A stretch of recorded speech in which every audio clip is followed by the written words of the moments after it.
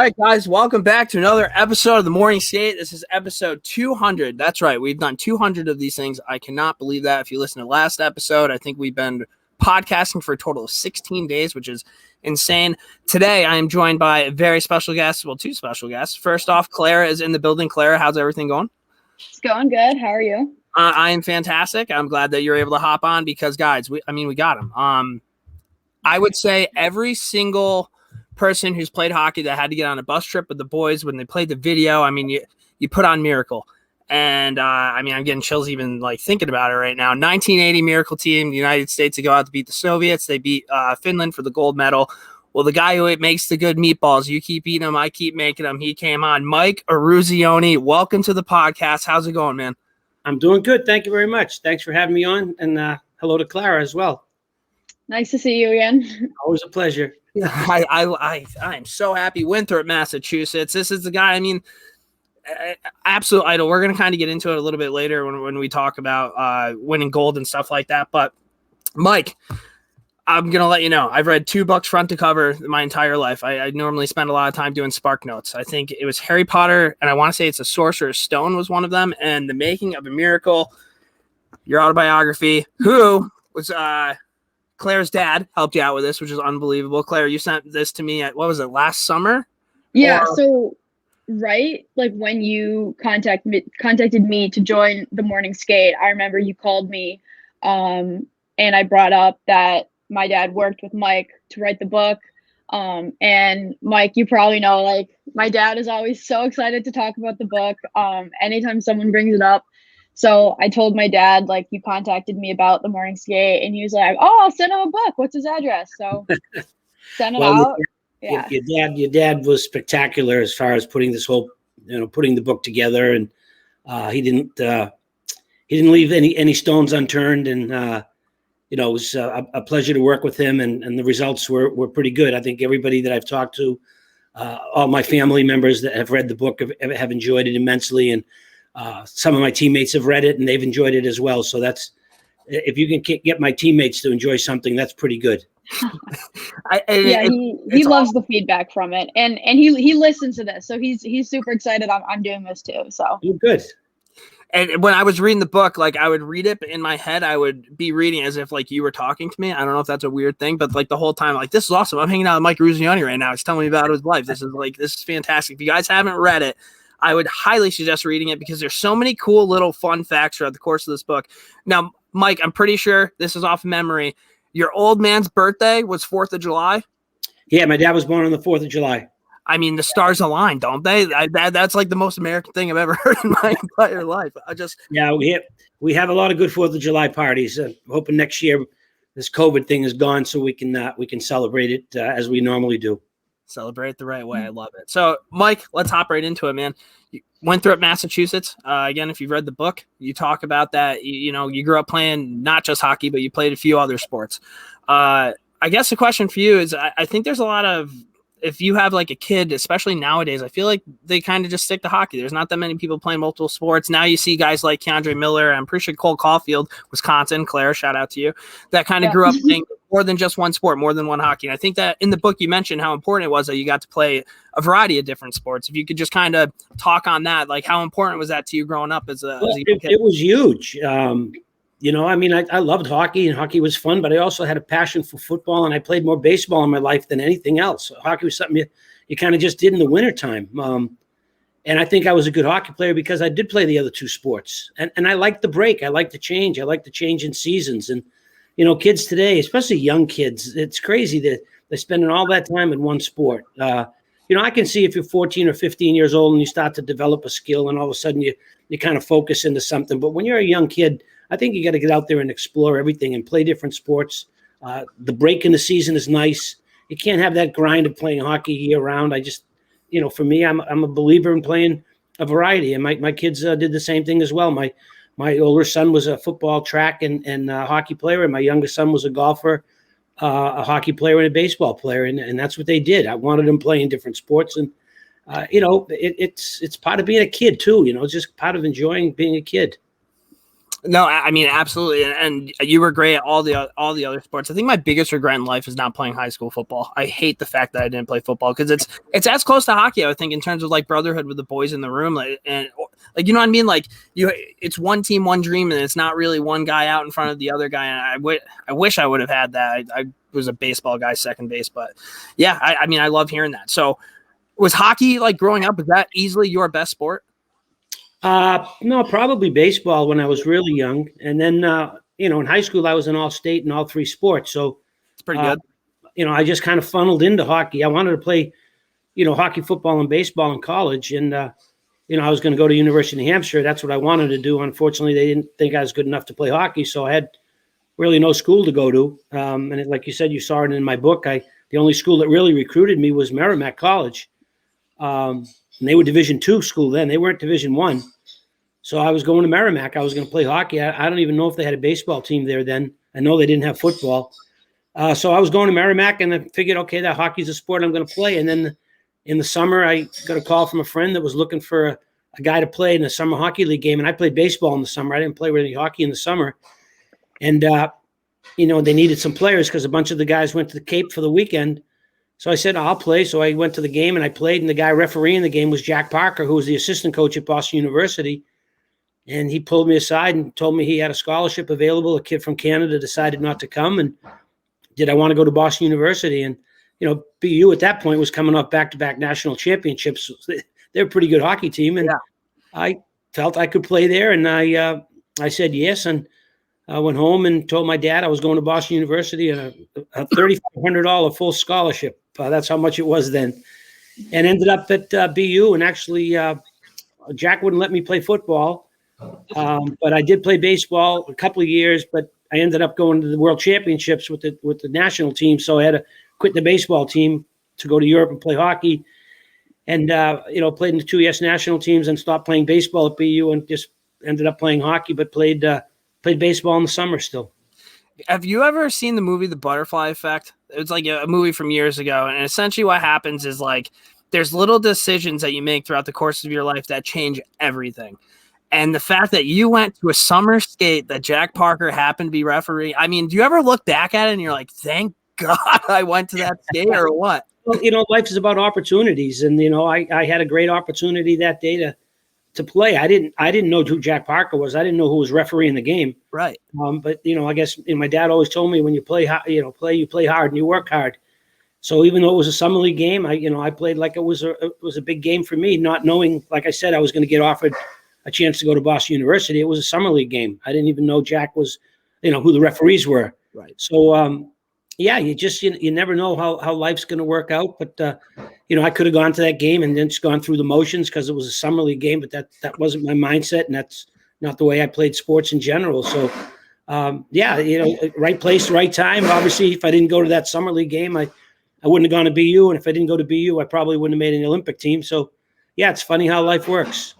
That's crazy. And it's not even, I mean, that's like kind of a big picture, but just in terms of like the BU picture, a guy that New Hampshire said that they didn't want, you go to a school that's won 2 national championships back to back. That's the school you're going to go to. And you go with a kid, Rick Meagher, who I'm pretty sure was the other guy. Cause there were 2 spots, right. That were supposed to be filled.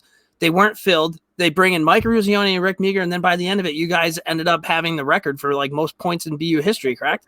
Yeah. Rick, actually, it's pronounced Mahar. Oh, wow. But it's funny. Everybody always said Meagher. We used to laugh at it. But Rick was going to go to Clarkson and decided at the last minute he changed his mind and wanted to follow his brother Terry, who was at Boston University at the time. So they got Rick Mahar and myself July and August back to back, and we graduated as number 1, number 2 all-time leading scorers. And Rick was a 3-time All-American and probably one of the best players ever to play at Boston University. But, we kind of clicked. We worked well playing together and became not only just teammates, but best friends. He's actually the godfather to my youngest son, Paul. So, Rick had a great NHL career. He won the Selke Trophy as the best defensive forward. Okay. He was a pretty good player, but we had a lot of fun playing together. And, he got us both at the last minute. I mean, that's butterfly effect on 2 different levels. And you mentioned his brother, Terry. So during the movie Miracle, almost immediately, like as soon as the movie starts, you see that there's some bad blood between Boston and Minnesota. And like, I was born in 1990, so I didn't know anything how like real, how unreal the movie was. So Terry, I'm pretty sure, was involved with that situation that happened with BU in Minnesota with the whole, you steal the ring right off my finger. Am I correct? Right. Yeah. So Terry, what happened there? Well, Terry was our leading goal scorer that year. I think he had 35 goals. He had a great senior year. He was a captain of our team. And, Terry got thrown out for fighting. And he didn't really get in a fight, but they had to throw somebody out. So we lost our leading scorer, and they lost one of their tough guys, not one of their top players. And, it was a bench clearing brawl. Both teams actually should have been thrown out of the tournament because you can't fight in college hockey. And both benches empty. The police had to come out on the ice. It was crazy. It was nasty. It was an insane riot. And we ended up losing that game. I think it was 4-2. They went on and won. They then won the next game, and they won the national championship. And that was the year we thought we were going to win the whole thing. We were awfully good. Had some great players, and that was the bench clearing brawl. And it was Minnesota versus Boston at that time. And although we were predominantly a Canadian team, most of my teammates back then were from Canada. It still was a Boston University, Minnesota rivalry that lasted for a while, because the next year at the Olympic Festival, Team Minnesota and Team Massachusetts in the warm-up had a bench clearing brawl. So there was a history between Minnesota and Massachusetts, which is not very good. And I think that just kind of even brings into the fact that, like, obviously winning a gold medal as a bunch of like college amateur kids is insane. But the fact that, you're able to bring in guys, it's kind of like Red Sox, Yankees, I would think, or something along those lines, where it's rivals, where it's not just like you don't like the other team, like you hate the other team. And the fact that you can bring in those boys together and like make that click, I mean, that shows what Herb Brooks was supposed to be, that guy, like things happen for a reason. But so you spent 4 years at BU. Throughout this time, I was a little confused. I'm pretty sure you were playing on some U.S. national teams. Yes, I played in the U.S. National team, 2 U.S. national teams. Had a chance to play in the '76 Olympic team, but passed that up to stay at Boston University. That was the year we thought we were going to win the national championship. So, right, I had a chance to be on the '76 team. I said no because I wanted to stay at BU and not leave the team. And then when I had the second opportunity again in 1980, I wasn't going to let that pass. Do you think that played a pretty big role, not a huge role in the 1980, but just being familiar with already had playing the Russians, like before the tournament had started? I know that you guys played literally a couple nights before the Olympic tournament started, but years past, like kind of being able to see these guys click, and like for guys who hadn't played against the Russians, be able to tell them like, damn, like they're pretty good. Yeah. We never really talked about the Soviets or the Russians at that time. I mean, we knew they were a great team. I played, like I said, in the World Championships and never had beaten them, lost. I think one year we lost 10-5. Then one year we lost 13-1. But they were, they were as good as anybody could have imagined, a hockey team. But in 1980, the Soviets were never a discussion for us. We had other teams to worry about. They were in the other division. We needed to get to the medal round to even have a chance to play them. So, during the Olympic Games, again, that was a country we never even talked about. We just tried to get better as a team and go to the Olympic Games and try to get to the medal round. That was our goal. No, absolutely. And before we kind of even really dive into that whole Olympic discussion, you ended up playing the IHL in Toledo. And one of the things that I read in the book is you got to play against Bill Goldie Goldthorpe, who is essentially Ogie Oglethorpe. Yeah, he was on the team. He was on your team or played against him? No, he got called up. We ended up signing him. I think he played 2 games or 3 games, and then he got thrown out of the league. And he ended up going to play. He played a couple of games for the Rangers. So he gets thrown out of our league. Next thing you know, he's dressing for the New York Rangers. So it was kind of a wake-up call to hockey, saying, I guess maybe you don't have to be that good a player to make the Rangers. But he didn't last long there, and then eventually he was out of hockey. But yeah, it was interesting playing with Ogie. That was the league I played in. That was a slap shot. That was my first year there. Was crazy. It was fights all the time. Bench clearing brawls all the time. Teammates would fight in practice sometimes. It was pretty wild going from college hockey to Toledo. But the second year in Toledo was a much better league. They got rid of a lot of fighting. The league became a lot more skilled. And I think they just kind of got some good younger players that came into the league. And the second year was totally different than the first year. And it's crazy. You're talking about getting rid of fighting and it's more skilled, but like even the hockey back in like the 80s and 90s, if you watch hockey in 80s and 90s compared to the game today, it's like a completely different sport. like even getting through the neutral zone, all the hooking and the grabbing and just smashing, like Mark Messier, probably my favorite player of all time, would just elbow people all the time because that's just what he did to win games. And now it's like completely different game. But the skill level, the influx of the Europeans has changed a lot of the game as well. And the skill level is so good. I mean, the players today are, total respect for players, in my era, but they're a lot better today than they were back then. Yeah, it's a completely different game. But you end up trying out for the Olympic team. The one thing I think I might have lost a question, but it was a national sports festival. That's how you ended up trying out. I've never heard of anything like that. So can you kind of just explain to us like what that was, even like going in there? Well, they had it was called the National Sports Festival, and it was almost like an Olympic Games in your own country. They had all different sports, and these athletes came together and they competed. There was an opening ceremonies. Hockey was one of the sports. Figure skating was one of the sports. Oh, cool! All different. There was boxing. There was track and field, soccer. I mean, it was incredible. So it was, like I said, it was a mini Olympics, but it was all United States athletes, and hockey was part of the competition. So we went. They divided us up into 4 different teams. All the 68 players, I think, was there. They put us on 4 different teams, and we competed against each other over 2 weeks. In the movie, they have the team picked in one day. It was 2 weeks. So for 2 weeks, we competed against each other. And actually, I was on the Great Lakes team, and we ended up winning the gold medal. We beat Minnesota in the championship game to win the gold at the festival. So that was the process of how you get selected to play on the Olympic team. I would have had no idea about that. That's pretty cool. Oh, I could be wrong, but is that where the fight between the 2 USA guys in the movie Miracle really happened? No, they just showed that move.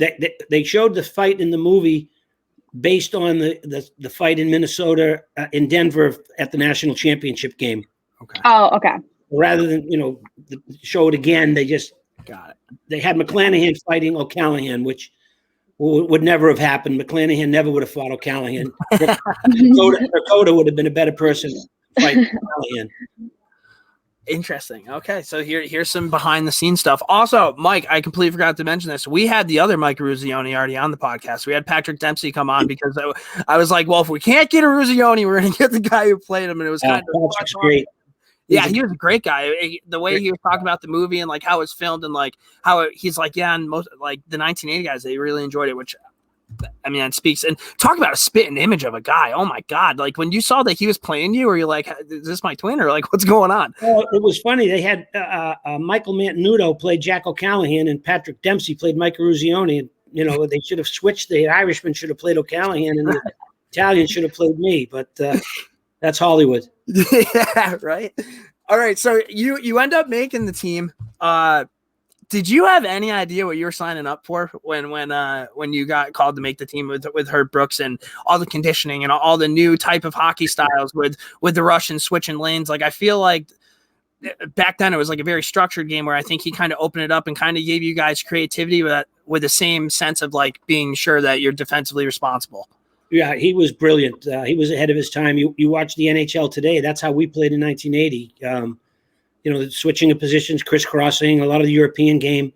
And that's what Herb wanted to teach us. He said, we're going to learn to play the European style, and we're going to throw it right back at the Europeans. And, people said you can't teach that in 6 months. And Herb said, I can, and we will. And he did. But it was fun. It was fun to do something different. It was fun to change the way you play. I really liked the openness that Herb gave us, the creativity.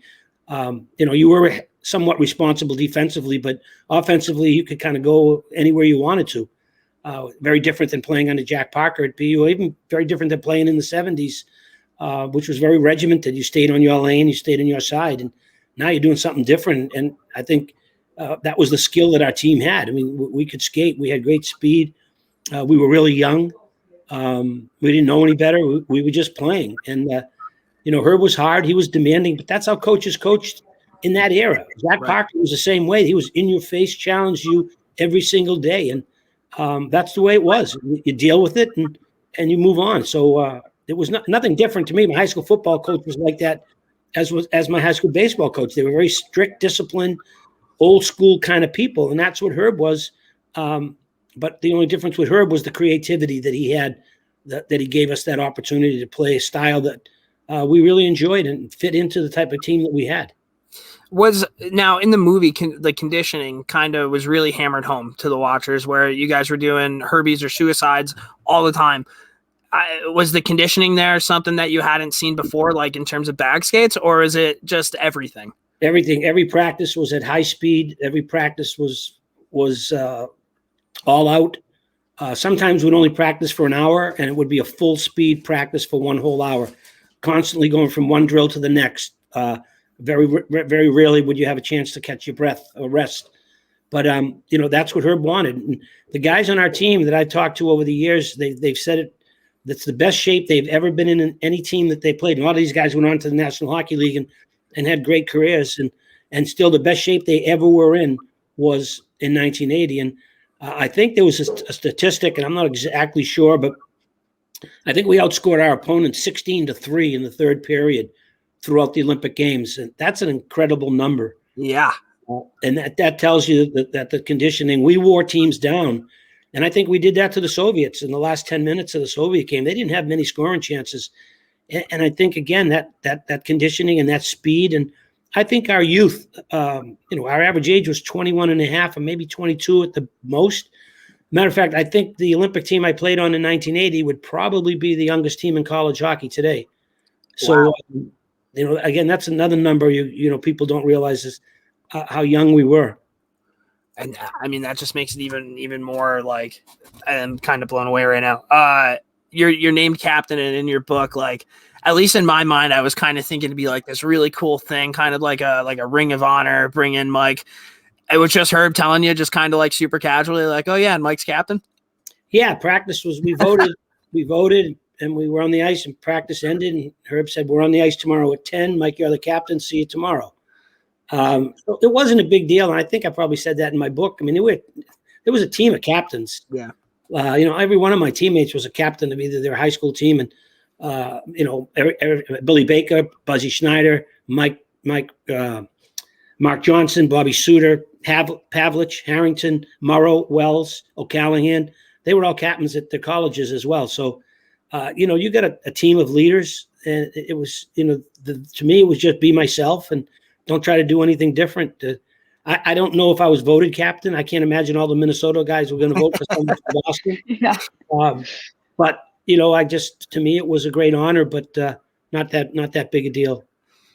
The scene where you guys are getting bagged after playing the game, I think it was in Norway. That's real life, correct?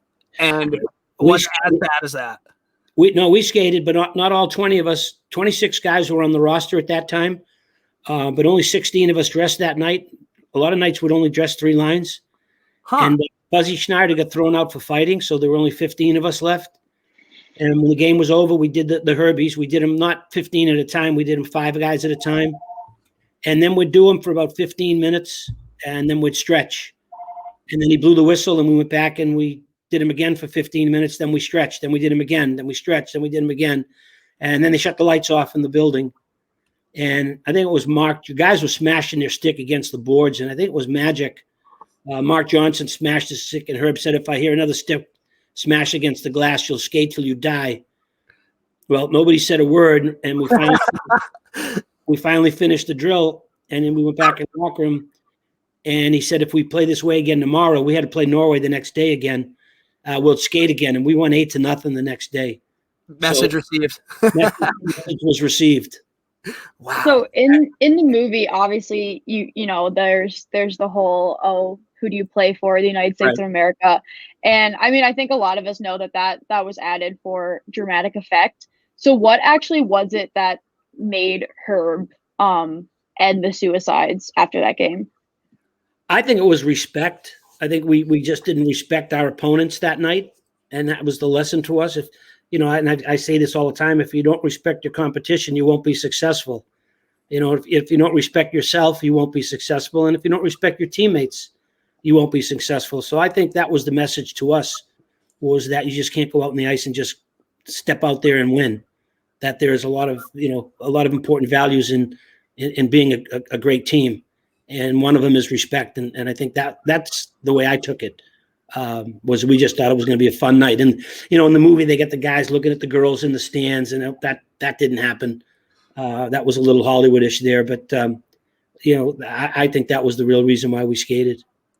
Interesting. And you guys stayed in Lake Placid, I think, for 6 months, right, before the Olympics ended up happening. Had you ever been to Lake Placid before then? No, I'd never been. We actually trained we were based out of Minneapolis. Okay. Okay. So that was our home base. We had apartments. I lived with Ralph Cox. The other guys lived together at different. Some guys lived with their parents, because they were in Minnesota. They stayed with their mother and father rather than get an apartment. And we went to Lake Placid for the first time. It was at Christmas. There was a Christmas tournament, and we won the gold medal at the tournament. But was a Soviet B team, the Swedish B team, and I think the Czechoslovakian B team, not the real Olympic teams. So that was my first time in Lake Placid. That was around December. Then went Lake back. Placid and Christmas time. If you've never been to Lake Placid before, it is one of the most beautiful places on planet Earth. Like when you pull in, you see the Olympic jump, and you're like, oh my God. And you lived it. You were in the Olympics in Lake Placid, but like for me, I go to Lake Placid and I cannot believe that the Olympics were held in like this small little town in New York. Right? Isn't that crazy?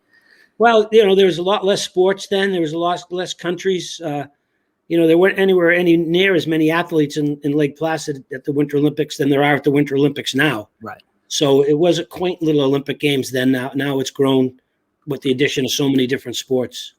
It's crazy. So before the Olympics start, you guys end up playing the Russians at Madison Square Garden. I forget, probably like maybe a week before the Olympics started. It was just a few days before. Okay. All right. After that game, you guys ended up getting pumped quite a bit. What was like the mood in the locker room? Was it kind of like, okay, this is a wake up call, we're about to be going to the Olympics? Were people down? Were there things that happened during the game where you're like, man, if we keep doing this, like this is something, like how did you build off of something like that? Well, it was never talked about again. Okay. I think a lot of us, we were just happy that the grind was over. The season was over. I think we had, one foot in the locker room in New York and the other foot in the locker room in Lake Placid. Okay. Yeah, that would make sense. It was the last game. We did not play well, obviously. We stood around and watched. We weren't the same team the second time we played them than we were the first time. But when the game was over, it was really never talked about. It was, let's get on the bus, let's go to Lake Placid, and let's get ready for the real tournament, the real games. And again, like I said, the Soviet game and the Soviets were never talked about until the night before we were getting ready to play them. Our worry was Sweden. That was our first game.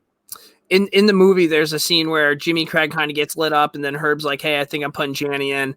You want me to take your test? I'll take your test. Did that end up happening? Was Herb like not hard on Jimmy Craig, but what was the relationship with Jimmy Craig and Herb going into the Olympics? That's a great question because I don't really know how it was. Jimmy lived with our team doctor. We never really saw Jim that much, after, he'd come to practice, and after practice, he'd go back to where he was staying. So, I think that was probably Herb just kind of trying to light a fire under Jim. Yeah. Herb was a great motivator, and I think that's in his mind was kind of challenging Jimmy. But I think that we knew, and I think Herb knew that Jimmy was going to be our goalie. Yeah. And so maybe it was just a way for Herb to just piss him off a little. Light a fire a little bit, like, okay, yeah. All right, good to know. So you guys get to the Olympics, and the first game that you guys have, I'm pretty sure I have this pulled up, Sweden, correct? You guys tie Sweden 2-2. After that game, actually, that's when Billy Baker scored late. Billy scored with 28 seconds left to go. I think it was 28, probably the biggest goal of the Olympics. What was it like in the locker room after that? I mean, beating our Italian team, Sweden 2-2, they were one of the better teams in your division, correct? We were excited. We got a point out of the game. We didn't play well. I think that was probably the best part of it. It was that we didn't play as well as we're capable of playing, and still got a point out of that. So I think Billy's goal was a huge momentum builder for us, because, like I said, we don't play well and we get a point out of it. And I think that momentum carried into the Czechoslovakian game. They were the only country that anybody thought might be able to beat the Soviets, and we beat them 7-3. We basically blew them out of the building. So. Again, that was just all off of Billy's goal, and the emotion of that game carried right into Czechoslovakia. And after you guys beat Czechoslovakia 7-3, I would only imagine you guys probably started getting a little bit of swagger to you, right? Like a little bit of belief that, like, hey, like we belong here. Like we just beat the team that was supposed to have the only chance of beating the Russians, right? Yeah, I think obviously the confidence level was there, but we were still we were such a young team that I don't think it mattered to anybody. We were just happy playing. You know, we beat the Czechs. And what do we do the next day? We get practice, and then we have a nice practice, and then the next game is Norway, and we beat Norway. Okay, what do we got next? We get practice. Let's go to practice. When was the next game? And that really was the kind of approach that we had. It wasn't, we were having fun. We were enjoying the opportunity that we were having, but there was never any big buildup to anything. There was no nerves. Because we weren't allowed to talk to the media. We didn't know people were watching the way they were. We knew people in Lake Placid were excited, but no clue that the world was watching the way they were. And we didn't realize that till after the Olympic Games were over. So we were in a little cocoon in Lake Placid, not realizing what was happening around us. And you mentioned that you weren't allowed to talk to the media. In the movie, it's Herb talking, and then he ends up sending Craig out there. Did that actually end up happening? I heard that happened. I didn't know because we didn't talk to anybody. We didn't know what was going on. We were just, kind of living in our own little world. And you're just going out there playing the game you love. I love that. Oh my God, that's awesome. A+. You guys end up being Norway, Romania, West Germany, and then it's on to the medal rounds where you guys have the Russians in the first round. The night before you play the Russians, what are you doing? I went out there. I went back to where my parents were staying in a campsite, and I had a state police officer drive me up there. We had a few beers, had a little barbecue outside, sat around with my cousin, my dad, my mom, my high school football coach. I love that. A bunch of other friends of mine, and I probably had 4 or 5 beers and relaxed, and went back to the village and went to bed and got up to play the game. It's you can't make it bigger than it is. It's a big game, but you can't take yourself kind of out of your comfort zone. If I went back to the village and just kind of sat in my little trailer, I'd have been walking around in circles. So right. It was fun for me to go and spend time with my family and kind of relax and get up the next day to get ready to play.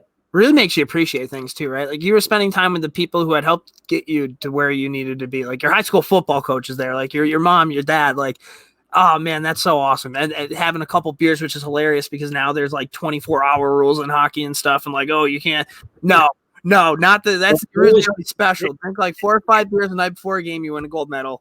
All the time. There was no Twitter or Facebook or anything then, so nobody knew anything, and nobody knew what anyone was doing or where they were going. I love that. So you guys go in and you play the Russians, man. And I love watching the game in real time. It's awesome. Al Michaels. People don't know the difference between a blue line and a clothesline. It doesn't matter. It's irrelevant. It doesn't matter. I mean, just awesome stuff. The Soviets kind of seemed they brought it to you the first period. Jimmy Craig kept you in the game. It's 2-1, and Mark Johnson scores with I don't even know how much time was on the clock. Not much time on the clock. 1 second. What was that like? Like that had to have been such a huge moment for you guys going into the room knowing that, you know what, we're even up, everything's square. Well, that's, again, you talk about big goals, Billy Baker's goal, all of Mark's goals. If it wasn't for Mark, we don't win. I mean, he was unbelievable. But yeah, the mindset changed. We didn't play well, and we're 2-2. Again, the emotion and the energy in the room was great. We were very positive, realizing we didn't play well, but the games that's 20 minutes, gone, and let's start the second period even again. So the game went the way we needed it to go. If we got behind by 2 or 3 goals, then it's over. See you later. If they scored 4, we weren't scoring 5. Yeah. So the game kind of came exactly the way we needed it to come. We stayed with them. We hung with them. Then Mark scored with 10 minutes left to tie it, and then I scored to give us the lead. But again, plays were made throughout the game. Kenny Morrow was unbelievable, steadying our defense. And, we played 4 lines. We didn't, we just kept rolling guys over the boards, and we kept playing and kept after them. And, we didn't have a great second period either. We took some bad penalties, but again, our team defense, and again, Jimmy was solid. And then when we took the lead, the last 10 minutes, like I said, I've only seen the game twice or three times, and one was with really that was with your dad. We watched it. Yeah. And the last 10 minutes, I couldn't believe how well we played. They had very few shots on goal, and most of them, a couple were from outside the blue line. So, they were doing things they normally didn't do. They were dumping the puck in the zone, and they never do things like that. So I think we rattled them a little. And then again, our youth and our speed and our conditioning, came to the forefront, and we ended up winning. I remember one of the things my dad told me after he watched the game with you was that it seemed like although you guys really were portrayed as this team of underdogs, and I believe you were outshot in the game, you guys really didn't feel like you were the underdog. You felt like you were right up there with them playing their game. Yes, and especially in the third period. Like I said, when Mark scored, it was a whole different mindset. And, they started doing things that they normally didn't do. And we just kept playing our game. As, Herb said it throughout the Olympic Games, play your game, play your game. I mean, we weren't worried about what other teams were doing. We weren't concerned about the Soviets. We weren't concerned about Tretiak wasn't in goal, the other guy was in goal. It didn't matter to us. We had to play our game and not worry about what other teams were doing. Let them worry about us and not us worry about them. And that kind of how we went through the whole games. I feel like that's just mental toughness, right? Like everybody who was watching and who knew anything about hockey at the time were probably like, why is Tretiak out of the net? But like you guys, you're like, okay, and let's just keep rolling. Well, the other goalie was the goalie that played when they shut out the NHL All-Stars 6-0. So the second goalie wasn't a bad goaltender. But like I said, that was never a concern of ours. Ours was just we needed to do the things that we needed to do in order to win and not worry about what they were doing. And you popped in the game winner. This might be a weird question, but like, if you were to close your eyes, can you remember everything about that play? Like in real time, like where I was, how I got the puck, like, can you break down your goal for us? Yeah. Well, it's a play. Actually, I scored a goal when we lost 10-3 to the Soviets. I scored probably the exact same goal in the exact same spot in Madison Square Garden. I don't have the video of it, but if you went back and saw it, it's probably the exact same play that happened in Madison Square Garden when I scored it. But Tretiak was in goal, I think, in Madison Square Garden. But it was just a play that happened. John Harrington did a great job of forechecking, and the puck kind of bounced up the boards, and Mark Pavlich kind of got there and tipped it over to me. And the defenseman was in front of me, and if he stayed, I was going to use him as a screen and shoot. If he came back, if he charged at me, I think it was Harrington and Baker were to my left going towards the net. I was going to try to maybe feed one of them, but the defenseman stayed and I shot and it went in and we got the lead. And that's kind of how I looked at it. It was still 10 minutes left to go. And, a lot can happen against the Soviets in 10 minutes. I was just happy that I had an opportunity to help out when I could have. That feeling when the puck went across the line, have you ever felt that ever in your life? Even close to replicating that feeling, other than maybe like when you guys did win the gold? Like, yeah. I can't imagine what that felt like. Like any goal that you score, I think you're excited and happy. And, I scored, one against Czechoslovakia. We were losing 1-0. I scored the first goal to tie it. And I thought that was a big goal because, we tie the game. If we don't go, who knows if we fall behind 2-0, who knows what happens. And even Norway, we were down 1-0 and I scored to make it 1-1. Which I think was a huge goal because who knows how you're going to react if you go behind 2-0. So to me, it was a huge goal and it was a great goal. It probably meant more to me after the Olympic Games than it did at the time. At the time it was like, okay, we got the lead, we win the game, and we beat Finland and we win the whole thing. Then I can look back and think, wow, I had a big hand in the big game, well, one of the big games. People still think we only played one game. People don't realize that the Finland game was bigger than the Soviet game because, let's be honest. If we don't beat Finland, we're not talking today. I'm not writing a book. There's no movies. There's no stories. Right. It would be, hey, you guys had a great Olympics, but if you only could have beat Finland. So that's why I think I take more pride in the Finland game than anything else because we closed the deal. We finished the deal. I have one more question about the Russian game before we get to the Finland game.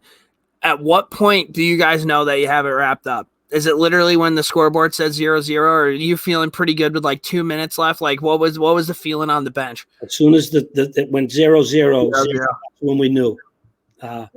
Because they're explosive, they can score a lot of goals in a quick amount of time. So you had one eye on the clock and one eye on the game, and one eye on the clock and one eye on the game, and I was actually waiting because I was going up next. I was on the next shift. I think the next line was going to be me, Pavlich and Buzzy Schneider. So I'm kind of waiting for my wing to maybe come off the ice.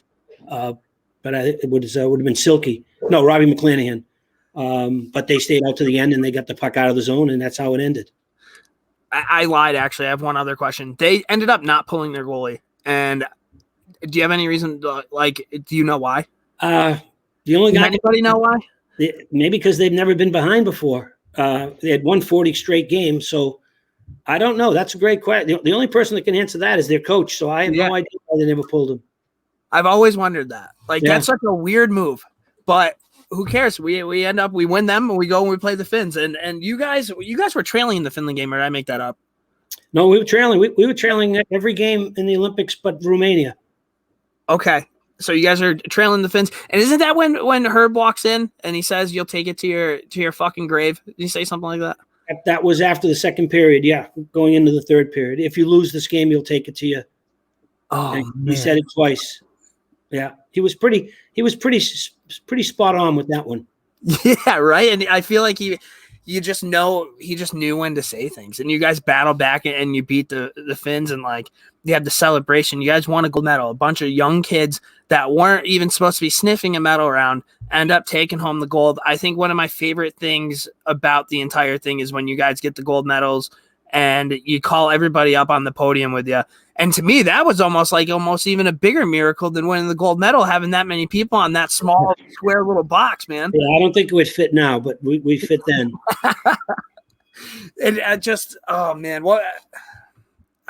winning a gold medal, I mean, that's the ultimate dream, I think, for any athlete, right? What did that mean to you? Well, I think, it's pretty special because, there aren't many, Olympic gold medalists out there. There's Super Bowls every year. There are World Series every year and Stanley Cups every year, but the Olympics are every 4 years. So I think when you represent your country, it's a great honor. It's a special honor. It's not, Boston or Chicago or LA. It's the United States. And I think that's what separates our moment from other sporting moments, because it is not just one city or one town. It's your country that you represent, and that's what makes it that much more special. No, I mean, I'm sure that you could ask hockey players if they'd rather have a Stanley Cup or a gold medal. I bet. I don't know what it'd be. I personally would pick a gold medal. I love being American, bleed that red, white, and blue, baby. That's all me. 4th of July, I love that shit. I know other people probably pick the Stanley Cup, whatever, but you're right that they don't. Gold medalists don't really grow on trees, man. So I mean, that's quite the accomplishment. Unreal. And before I kind of get into these little fun fact questions about you that I really want to ask Claire, do you have any other questions for him before we get to that? Yeah, so just kind of going off of that, I'd be interested to hear what you have to think about, the last Olympics, they didn't allow NHL players. And I think this upcoming one, they are, and just what you kind of think of, going back to using amateur and college players. I wasn't sure how I'd like if the pros were going to play. I didn't know how they'd play. Would they play hard against each other, knowing that they're going against their teammates? Guys that play for the Penguins together. Sydney's playing against Brooks Orpik. But when I talked to some of the players, it didn't matter, and you could see it, the intensity, the skill. So I'm a big fan of the pros playing in the games. We've got the table's a lot more even now than it used to be. The European countries are obviously still pretty good, but we go into a tournament now with a chance to win. Some of these great young players that are playing in the National Hockey League from this country. So I'd love to see them play. I'm hoping they go back to letting them play again in the next Winter Games in China. I'm excited for their opportunity to win a medal. It's very different now than it was, in 1980. And I know in the hockey world, World Juniors every year almost is that big international event. And especially because I worked for the NTDP for 3 years. Now I'm on my second year with Wisconsin. So World Juniors really is kind of like the crown jewel of the year. And I was just wondering what you think about the US kind of becoming, right up there with Canada every year. Like, especially this year, the tournament was in Canada. Canada had basically an entire team of first round draft picks, but the US still found a way to pull out a win. And if you ask the guys on the team, they really didn't think that they were the underdogs in that situation. Right. Well, you look at the players, and where they're coming from now. Years ago you were from Boston, or Michigan, Massachusetts, Minnesota.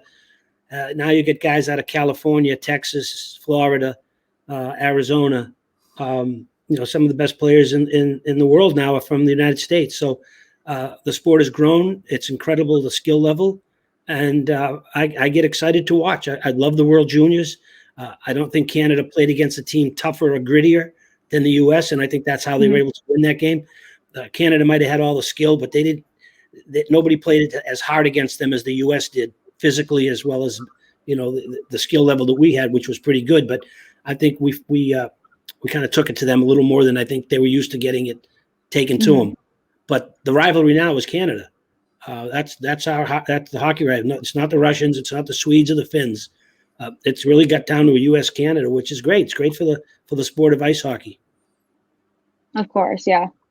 You mentioned if the guys would they play hard against each other? I'm pretty sure David Backes, the year that he played right before the Olympics, he went out and he fought. Who was it? It was Jonathan Taves, Ryan Getzlav, and somebody else. So he was ready for it, which you love seeing that, right? Like, you're playing for your country, man. Like, let's go. So, fun fact question time before you wrap this up. I'm kind of interested to see some of your answers here. So the first one, in the movie Miracle, you boys keep eating them, I keep making them. We're talking meatballs. was that a thing that actually happened? And if so, is there like an Eruzione special recipe for me? My mother, when the guys came to my house, my mom made dinner for the team, and that was the specials, my mom's specials, meatballs. And I could do a little, but nothing like hers. But the guys were spoiled having hers. I love that, man. I wish. I'd give anything to have one of those. Let's see here. Just to interject for a second here. Go for it. I think one thing that we haven't talked about yet is your father, Jeep, who, if you've read the book, is just an absolute Legend. Character. Legend. Like, for those of you who haven't read, I think he drove like an RV out to Lake Placid to see you guys play. He was up there at like a practice with a 6-pack of beer, watching it. Sitting in the stands. Yeah. Yeah, so just tell us a little bit about Jeep and how much of a character he is. He was unique. He was a special person. He was a man's man. He worked 3 jobs, took care of the kids, but he was a character. Like I said, he showed up at the Soviet practice and it was closed. Nobody was allowed in practice, and I skated on the ice, and he's up in the stands with my high school football coach. He's got a brown bag with 6 beers inside it. And I was like, I can't believe you're here. How'd you get in? He said, I told the state trooper who I was. He let me in. And then Herb liked my dad, so he didn't even bother him. He let him sit there and watch practice. But he was always doing some, crazy little things around the house. He's pretty notorious for getting himself in trouble, and then finding a way to get himself out of it, which kind of drives me nuts, because I'm trying to do some of those things, but she's not as tolerant as my mother was. And I think one of my favorite parts of the book was he told you like you should have deked or something, and you asked him like, tell me what deke means. Yeah, when I was in college, I had a breakaway, and I went in and I shot the puck. And after the game, my father said I should have deked the goalie. And I says, what? He says, you should have deked the goalie. I go, what does deke mean? He goes, I don't know, but the guy behind me told me you should have deked him. So I learned, don't listen to my father. And I think a lot of us who play hockey or grew up playing kind of know, like, sometimes it's just after a tough game, you kind of just don't want to hear it from the parents. Like, right. Yeah, they always have something to say, but. Thank you. I love that he's just pounding beers watching you guys practice. That's unbelievable. Did you ever think that we'd be talking about this 40 years later? It's crazy. Yeah, I don't know if you saw the mail that I get, constantly getting letters from people, that want an autographed picture or send me copies of the book to sign. So It's not on the tip of people's tongues, but when they talk about sporting events and sporting moments, clearly our story comes up. So, who'd have thought 40 years later they'd be talking about it? But I'm glad they are. Buzz said the exact same thing. We had Buzz on the podcast probably about a month or two ago, and he's like, "Can't believe it, but happy it's happening." What was your first reaction when you saw the movie Miracle? I thought it was all right. I thought the HBO documentary was better than the movie. Mm-hmm. But the movie's really the Herb Brooks story, and we're a part of it. Mm-hmm. I wish they had mentioned more of the guys on the team. Mark Johnson, Kenny Morrow are hardly mentioned in the movie, and they were huge parts and main reasons we were able to win. But I thought it was fine, a little Hollywoodish here and there, but I'm glad somebody did something. So I thought it was okay. Kurt Russell was amazing as Herb, so that was the thing that caught me. He was brilliant as Herb Brooks. Did you ever get a chance to meet Kurt Russell? I'm sure, at the premiere or whatever. Is he a cool guy? Yeah, Kurt's very nice. I played some golf with him. That's awesome. A friend of mine sent a picture of him, and a friend of mine who lives in Denver was with Kurt last week in Hawaii, and he sent me a picture of the two of them together. So, yeah, I talk to him now and then and run into him here and there. That's great. Here's kind of a weird one. If you could host a music festival for yourself, who are 5 bands or artists that you would want to play your own music festival? Any bands? Anybody. I'm not a huge music guy. I mean, I am. I love music, but I'm more of Frank Sinatra. Okay. Kind of. So if I could have, I'd have him there. I'd have the Beach Boys because I love that music. Boys. Yeah. I'd definitely have Rascal Flatts because I know the singers at Rascal Flatts. They're good guys and good friends. So that's 3. What's the movie they just made? I've seen it a ton of times. Freddie. Queen. Queen. I would definitely have Queen. I didn't know. I didn't know who Queen was till I saw the movie. So I got Sinatra. I got the Beach Boys. I got Queen. I got Rascal Flatts. What a concert that is. Maybe even Simon and Garfunkel to get a little more music there. I like to hear people sing. I like to hear voices. I'm a big fan of American Idol and The Voice. Yeah, I watch those shows all the time. I love that you said the Beach Boys. I don't listen to them often, but when the Beach Boys come on, it's always like, okay, I'm having a great day. I've never listened to the Beach Boys and ever been disappointed afterwards, which is all you can ask for. I don't know if you're a karaoke guy, but if you are a karaoke guy, what would be your karaoke song? Well, my favorite song, "Somewhere Over the Rainbow." Okay. So that would probably be, would be it. All right. And then if you're at the bar, what kind of beer are you drinking? I'm not a real big beer drinker anymore. I'm a Tito's and soda guy. Okay. All right. I drink Tito's and soda and red wine occasionally. That's about it. I don't drink, coffee or tea or soda or anything. I have water, Tito's, and red wine. Those are my three things I drink. I love that. I love that for you. That's about all the questions I have. Claire, do you have any other ones? I think you covered it. Yeah. Okay. Go buy the book. Yeah, Making of a Miracle, this thing. Make sure that one's out there. It really is a great book. I love how the story's told. It really feels like you're talking and I'm just listening to you. And I got through this, I think, in a day. I think I started it early in the morning. And it was one of those days where I wanted to go outside and catch some rays. So I walked outside and brought the book with me. And before I knew it, I was done and I was very sunburned. So it was great. It was a great time. But I can't believe I just talked to Mike Ruzioni for almost an hour. What a life I live. Thanks for having me on, Clara. Always nice to see you, hon. Ted. You too. Listening. So hello, Neil. Hope you're well.